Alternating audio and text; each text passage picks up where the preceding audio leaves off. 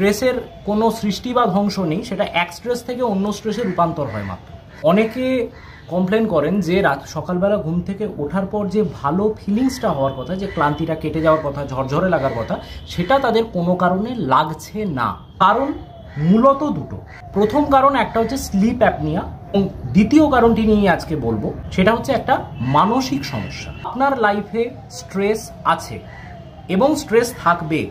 যেটা সবথেকে বড় ভুল আমরা করে থাকি, সেটা হচ্ছে যখন আমরা ঘুমোতে যাই তখন কিন্তু মনের মধ্যে সেই টেনশনটাকে নিয়ে, সেই স্ট্রেসটাকে নিয়ে, সেই নেগেটিভ ফিলিংসটাকে নিয়ে আমরা ঘুমোতে যাচ্ছি। সমস্যা হলো এই যে আমাদের ব্রেন কিন্তু কখনো শোয় না। আমাদের চেতন মস্তিষ্ক বিশ্রামে গেলেও অবচেতন মস্তিষ্ক কিন্তু সবসময় চালু থাকে। যেমন ধরুন, খুব নিজেকে বারবার বোঝালেন যে আপনি পরের দিন ভোর 5টার সময় উঠবেন, দেখবেন অ্যালার্ম ঘড়ির বাজার আগেই অনেক সময় আমাদের ঘুম ভেঙে যায়। কেন?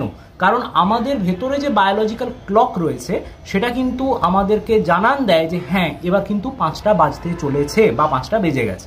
সুতরাং আপনি যে নেগেটিভ ফিলিংসটা নিয়ে ঘুমোতে যাচ্ছেন, এই ফিলিংসটা কিন্তু সারা রাত ধরে আপনার ব্রেন যাপন করে চলেছে। এখন সমস্ত স্ট্রেস বর্জন করে সন্ন্যাসী হয়ে যাওয়া তো সম্ভব নয়। একটা অন্য সহজ পদ্ধতিতে কিন্তু আমরা আমাদের এই সমস্যাটার মোকাবিলা করতে পারি। যখন আপনি ঘুমোতে যাবেন, যখন বাইরে থেকে এলে যেমন নিজের যে জামা কাপড়গুলো পরে যান সেগুলো ছেড়ে নতুন একটা ঘরের জামা কাপড় পরেন, ঠিক সেরকম আমাদের যত নেগেটিভ ফিলিংস যেটা নিয়ে আমরা আসি, যে স্ট্রেসটা নিয়ে আসি, সেটাকে কিন্তু ছেড়ে রেখে আমাদেরকে নিজের জীবনে যে ভালো জিনিসগুলো হয়েছে সেইগুলোকে যাপন করতে হবে।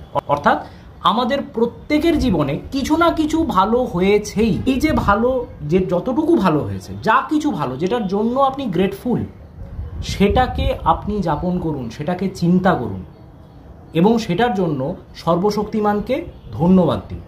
দেখবেন আপনি যখন সকালবেলা উঠবেন, আপনার সারা রাত যেহেতু আপনার অবচেতন মস্তিষ্ক ওই ভালো জিনিসগুলো যাপন করেছে ঘুমের আগে, আস্তে আস্তে আপনার কিন্তু নেগেটিভ অ্যাটিটিউড যেটা নিজের প্রতি ছিল, সাবকনসিয়াস মাইন্ড কিন্তু আস্তে আস্তে সেটা পজিটিভ অ্যাটিটিউডে চেঞ্জ করবে।